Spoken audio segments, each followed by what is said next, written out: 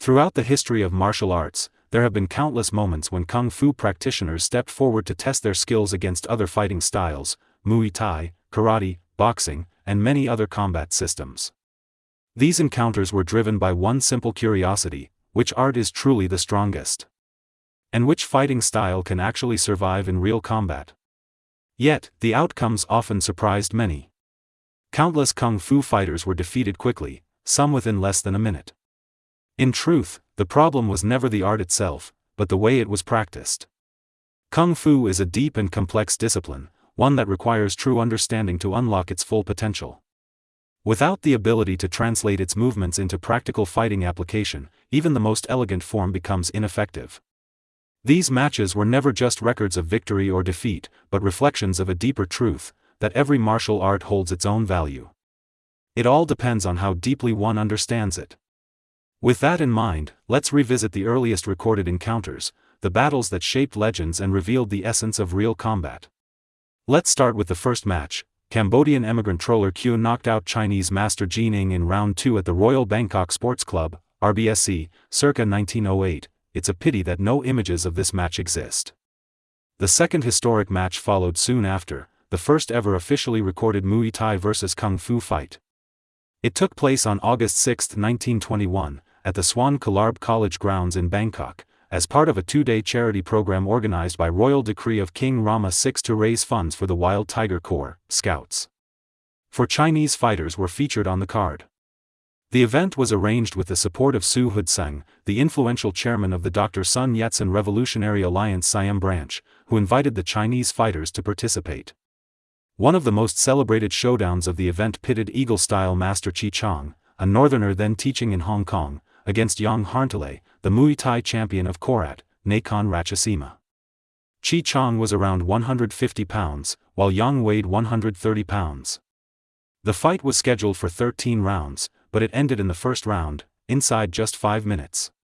Yang Lerttalay delivered a perfectly timed left kick to Chi Chang's chin, flooring the Chinese master who could not continue. On August 6, 1921, the third historical bout took place, capturing the attention of eager spectators. This featherweight contest featured Nai Tai Shin from Hainan, China, facing Tu Tapersert, the Muay Thai champion from Korat, Nakhon Ratchasima, Siam. Both men fought with determination and skill, showcasing their respective styles in a hard-fought exchange. Tu Tapersert landed a series of well-timed kicks and punch combinations, ending the match by technical knockout in round 2. The fourth historic match was held on August 7, 1921, featuring Han Hong Tun from Hainan, China, faced Tab Jamker, the Muay Thai champion from Korat, Nakhon Ratchasima. Some records indicate that the match ended quickly in the first round when Tab landed a high kick to the temple. Other sources suggest that Han Hong Tun suffered a cut above his eyebrow and ultimately conceded in the second round. In either case, the fight concluded with a technical knockout in favor of the Thai fighter. Later that day, the fifth bout unfolded as Hu Hengpong from Hainan, China, faced Jan Pena, a Muay Thai fighter from Chaya, Surat Thani. The match was brief but intense. Although Jan Pena's kick was unintentional, after Hu Hengpong fell, he was unable to continue and was knocked out in the first round. The referee declared a technical knockout, awarding victory to the Thai fighter. Concluding the series of 1921 encounters, the sixth historic bout took place on October 29. Fan Chun Pang from Guangdong, China, faced Gon Libin Gamlert, a Muay Thai fighter from Phetchaburi, Siam. The match was competitive, but Fan Chun Pang was ultimately knocked out by the Thai fighter in the second round, concluding the fight decisively in favor of Gon Libin Gamlert. On the same day, the seventh fight saw Lim Jia Lien from Hainan, China, faced Tong Ekabut, a Muay Thai fighter from Ayutthaya, Siam. The contest was intense, but Lim Jia Lien was ultimately knocked out in the second round, giving the victory to Tong Ekabut. By December 11, 1921, the eighth historic bout brought Wang Ahmed and Yuan into the ring. This time, it was a showdown between Wang Ahmed from Yala, southern Siam, and Yuan, a Hakka Chinese fighter. The clash ended swiftly, as Yuan was knocked out in the very first round. The ninth historic bout delivered a dramatic encounter between Lai Ho and Yang Lerttalay, a battle remembered for its intensity. Lai Ho, known as the Iron Tiger of Fujian, aged 32 and weighing 146 pounds, faced Yang Lerttalay, nicknamed the Ferocious Tiger of the Highlands, aged 33 and weighing 130 pounds. Yang was widely regarded as the champion of Siam. Lai Ho, reputed for his mastery of Qigong, demonstrated his power soon after arriving in Siam, breaking brick tiles with his bare hands and lifting heavy rice sacks effortlessly. He spent 3 months in Bangkok's Chinatown preparing for the showdown. What followed became one of the most brutal contests in classical Siamese boxing history. Lai fought as if it were a fight to the death, but the Thai kicker proved superior in every aspect. The local Chinese-language newspaper Zhonghua Minbao, China Citizens News, reported, the scheduled boxing contests at Swan Kalarb Playground on the 13th afternoon, 4 p.m. yesterday, had a huge attendance of Chinese and Siamese citizens. In the fourth bout, Lai Ho fought the famous Yang. In the first round Yang fell down. In the second, the Iron Tiger sustained injury in several places and lost. Reports in the Thai media offered even more vivid detail, describing how Lai Ho was severely wounded before being unable to continue in the second round. He was later hospitalized for several months following the fight. Adding intrigue to the historical record, Professor David Leonardo Barcena of Spain uncovered a rare news item from the Daily News, Perth, Australia, dated June 27, 1922, which reported on the Bangkok boxing contests and offered contemporary international coverage of the events. Kicking allowed and no gloves, describing a series of boxing contests in Bangkok, the Siamese observer says, under Siamese rules kicking any part of the body is allowed, and the contestants have to protect themselves accordingly. Also throwing is permitted, but otherwise clinching is strictly prohibited. The fighters fought barefooted and wore nothing in the shape of gloves other than a sort of string wound round and round the hands and wrists. Prior to each event the contestants kneel and pray for success, and then, on rising, they indulge for a short period in weird gesticulations both with hands and feet, intended presumably to put terror into the heart of the other. These preliminaries finished, the contest proper begins. The following is the account given of the most interesting contest of the day. Nai Lai Ho, Chinese, Hokkien, 146 pounds, red, versus Nai Yang, Ratchasima, 130 pounds, blue. This was the event of the day, and was eagerly awaited. It will be seen that the Chinaman had the big pull of 16 pounds in weight, 146 pounds. The preliminary dance was most fantastic, especially on the part of Lai Ho. Round 1, then they got to work right away, and there ensued some terribly hard and rapid fighting with both feet and hands. The contest at the outset looked most unequal, but the Siamese made up for his lack of weight by far greater science. He scored several times with hits to the head, but he was bowled down twice, but before the finish of the round he had his opponent down also. Round 2 started with terrific fighting and kicking, in which the Siamese was far the smarter, showing great speed and skill. He had his man down 4 times in rapid succession, twice with kicks to the head. After the second fall it was seen that the Chinaman was rocky, and after taking considerable more punishment he abandoned the contest. The win was a very popular one. In conclusion, the paper says, the refereeing and the work done in the ring by the 2 umpires were excellent. We would, however, suggest that the posts of the ring should be guarded, for if thrown heavily against the raw timber a man might be very seriously hurt. Kicking allowed, no gloves, and the posts unprotected. European boxing seems a mild kind of parlor game by comparison. The 10th bout followed, a compelling confrontation between Zheng Gong, hailing from Chaozhou, China, aged 28 and weighing 111 pounds, faced Kwan Harnchingchai from Bangkok, Thailand, also aged 28 but weighing 99 pounds. The fight took place at Swan Kalarb on July 22, 1922. Despite Zheng's skill and preparation, he was defeated by knockout in the 3rd round. Following this bout, Zheng Gong began intensive Muay Thai training. Years later, on December 22, 1928, at Lak Muang, he faced Sanat Yamapai from Bangkok. After 6 intense rounds, the match ended in a draw, marking a notable moment in Zheng's career. Then came the 11th historic bout, where Li Dek faced Yang Harntalay in a legendary showdown. Li Dek, a Chinese migrant from Foshan, Guangdong, real name Li Mingzhuang, once a bandit in southern China and a practitioner of Kung Fu, joined the famous Ta Sid camp to learn Siamese boxing under the great master Kim Seng, Singaporean Chinese.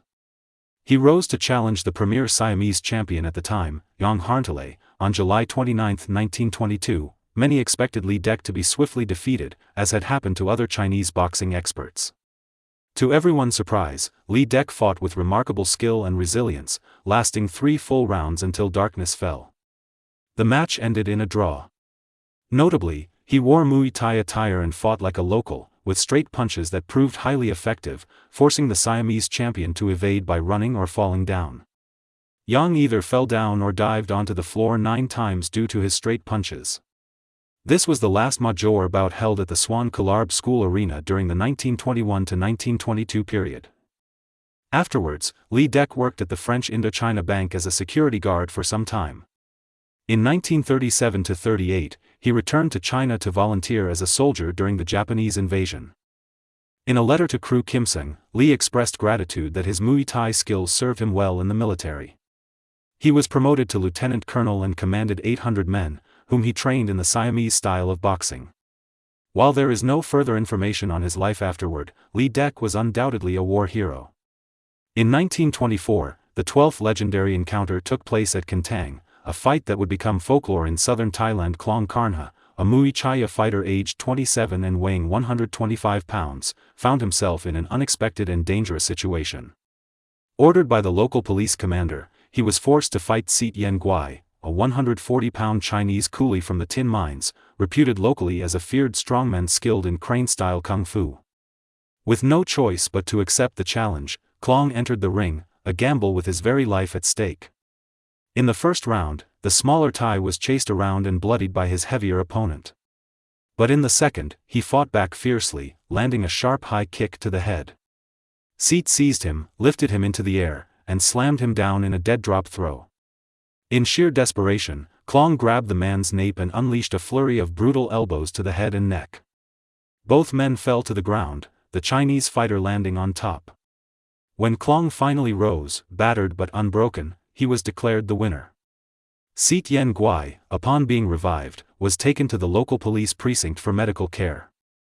Tragically, 2 days later, he fell into a coma and never regained consciousness. This story was later immortalized in 1975 by Ajaran Kaith Siarpai in his monumental work Paratat Muay Thai Kaleidoscope, based on a report in the Thai-language Krungthep Daily Mail, then operated by Mr. Louis Sirawith, under the haunting headline, Homeward to Death, author, Alex T. Kunchern. The 13th historic bout has never been publicly revealed before, adding an air of mystery to the series. The legend of Wong Yak. All Chinese legends refer to him as Wong Yak, Wong being the surname meaning yellow, and Yak meaning jade. However, the kung fu master who emerged victorious in Bangkok, 1925, was recorded as Wong Long. While the surname remained the same, his given name actually translates to beautiful jade. Everything aligns intriguingly. According to Chinese lore, Wong, a southern Shaolin stylist, was a hero of his time, said to have defeated or even killed a famed fighter known as the Downhill Tiger in the Southern Ocean. Herein lies the confusion. Written accounts of the story vary widely. Some describe Downhill Tiger as British, others as Singaporean, or a Southeast Asian brute. In those distant days, with no wireless communication in the region, all stories were passed by oral tradition. It is unsurprising that details became distorted over time. Moreover, in that era, Siam itself was considered part of the Southern Ocean, adding another layer to the legend and the mystery surrounding Wong's exploits. The historical record in the Thai press. According to contemporary reports preserved in Thai newspapers, one of the most memorable bouts of the era was meticulously documented. The accounts describe: Bout 4, the Chinese boxer Wong Long from Guangdong, green, faced La Jangkrungtan from Thonburi, red. Wong Long, a master-level fighter, demonstrated exceptional skill. La was at a significant disadvantage and suffered severe facial injuries from the first through the fourth rounds. Ultimately, he could not continue, and the match concluded in the fifth round. The Chinese fighter claimed victory and received a prize of 80 baht, while La received 60 baht. For the first time, a kung fu fighter defeated a Muay Thai fighter, pure style against pure style. In that moment, myth met reality, and history was made in the ring. Finally, the 14th historic bout took place in April 1937 in Battambang, Cambodia, a fierce bare-knuckle confrontation. Lerttalay Loed-rayong, weighing 137 pounds, faced Guang Tin Lay, also known as Sky Thunder, from Tonkin, who weighed 145 pounds. In a decisive showdown, Lerttalay Loed-rayong emerged victorious by knockout, showing superior skill and resilience. As we reach the end of this journey through history, a clear pattern emerges. In these legendary bouts, the Kung Fu practitioners often faced defeat against skilled Thai or regional fighters. Some fell quickly, others lasted longer, but the outcome was consistent. Raw technique alone was rarely enough. Yet these matches are far more than a record of wins and losses. They reveal a timeless truth: martial arts, no matter how revered or traditional, demand proper training, adaptation, and understanding to be effective in real combat. The lessons are universal: skill, strategy, and perseverance outweigh reputation or legend.